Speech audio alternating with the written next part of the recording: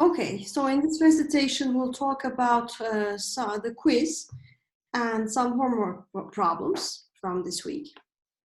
Okay, on the quiz, we had a quite simple problem on optimizing wireless throughput with power control. We're considering a single wireless link, which can be in two equally likely states.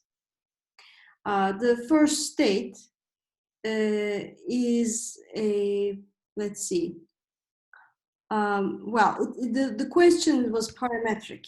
Okay, basically you got different values for the rates that are possible in each state. But the transmitter has two power levels, P1 and P2. When we use P1, we can transmit up to M1 packets per time slot in state 1. And no transmission is possible in state 2. When we use power level P2, we can transmit up to M3 packets per time slot in state 1 and M2 packets in state 2. Let's see, there are some new participants. I'm admitting Emrullah. Okay, I hope he can hear us now. Okay, so now, our goal is to compute the throughput achieved by a certain transmission policy, and this transmission policy was specified to have average power 5 in state 2. What does this mean? Average power equal to 5 in state 2.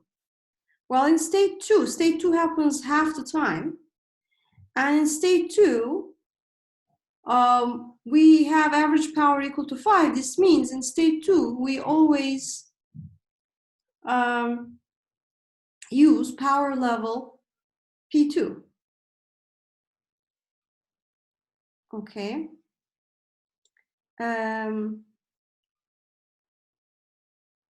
Right. So in fact, when we use power level P1, we couldn't get any rate in state 2 anyway. So now we know that the probability of selecting power level 2 in state 2 is 1. Okay. Moreover, our transmission policy selects to use power P1 with probability Q1 in state 1. You were given numerical value for Q1 during the quiz. Our policy is not unnecessarily wasteful. Oh, sorry. In 10 minutes, we're going to run out of time, and I haven't really upgraded my Zoom yet, so we'll see. Let's try to wrap this up in 10 minutes, and then, you know, if needed, we can start up a new meeting. So now compute the average throughput per time slot. So the throughput is, well, half the time we are in state 1, and with probability Q1, we use power level P1 and get M1 for the throughput. So that's the first term. Half the time we're in state 2, so with probability 1 minus Q1, we're using power level M3, and so basically, and half the time we're in state 2, whenever we're in state 2, we always use power level M2. So that gives us our total throughput. Any questions? Okay. So if there are no questions about this, let's take a look at example 5.2, exercise 5.2. This is the computation of throughput under a power constraint, and it is so basically there's a single link, just like in the quiz, but in the quiz we gave the policy and we are asking you to compute the throughput. Exercise 5.2 is about finding the policy. Okay, so to find the policy, first you need to decide which power level to use what fraction of the time in each state. The difficulty is the average power level is limited. There's an average power constraint.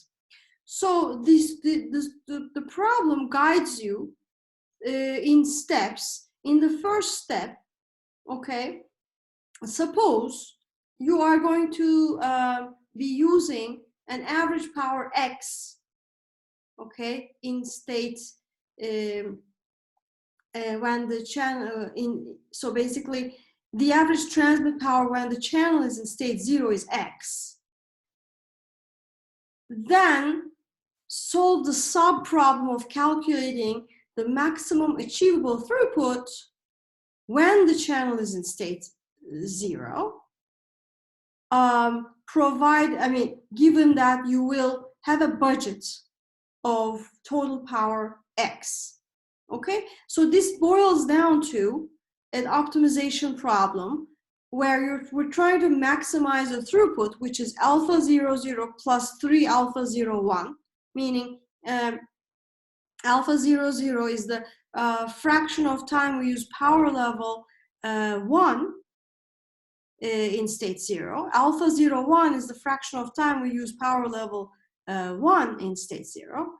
And you already solved the problem, so I'm not going to spend too much time on this. The interesting thing is, and you do the same in the second step of the solution, you do the same for the second state, assuming the power level is Y, and you find the solution of this optimization problem as a function of Y, the throughput as a function of Y. If Y is less than 1, the throughput increases like 2Y. When Y is between 1 and 5, the throughput increases more sharply. The slope is higher now. No, the slope is lower, I'm sorry. The slope reduces, but the power, the throughput is larger. The throughput is larger, but the throughput per unit of power is smaller. Okay, now in step 3, we are asked to merge these two to optimize for X and Y. Okay, so if the total average power constraint is 3, then how do you select X and Y such that you maximize the sum of f of X plus g of Y times a half, because each of these states will be appearing half the time. Okay, the solution in the textbook is wrong, as pointed out by many of you, most of you. The solution is the maximum throughput attainable is actually 3, and that is attained when X is set to 1 and Y is set to 5. And I'll be posting a solution, the correct solution of this on the class. Okay. Any questions so far? In exercise 5.3, which is the next one, this is about joint scheduling and power control. And this is interesting because now there are multiple links, there are n users, okay, and so basically instead of one link, we're talking about n potential links. Each link is in a certain state at any given time. In fact, the network is in one of m possible states. Okay, this is a very relevant problem thinking about cellular communication. In 5G, for example, we assign users to the base station in the uplink, just like this, depending on the data and depending on the state of the channel of the user. And there are other things, other issues as well, of course. Anyway, So in this problem, the simplified nature of the problem says, the packet arrival process is on or off. Whenever it's on, the user I gets beta I packets. A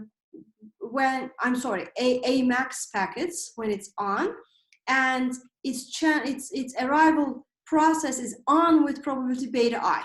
So the average arrival rate for user I is lambda I, which is A max times beta I, packets per time slot.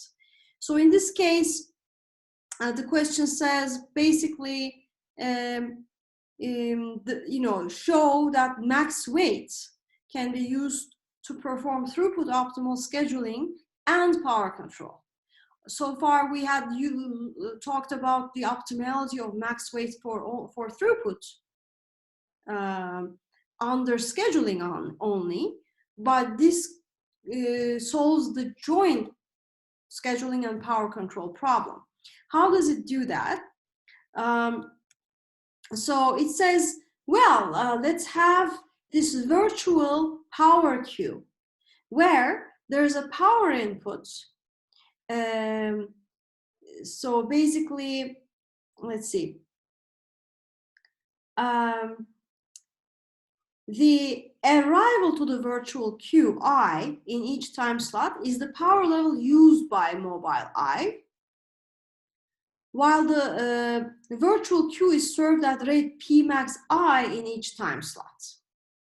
So when the virtual queue, power queue is stable, this means that the input rate is on average balanced by the output rate, meaning this user is not spending more than P max on average.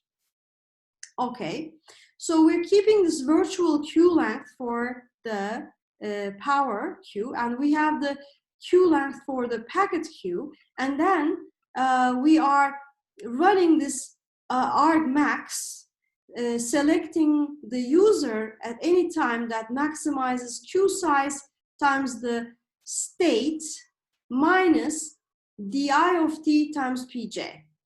Okay, and through a Lyapunov argument, defining this Lyapunov function, which is the sum of squares of queue states of the packet queue and the power queue, you can show that max wait will stabilize the system whenever it is stabilizable. Okay, so that brings us to the end of this recitation.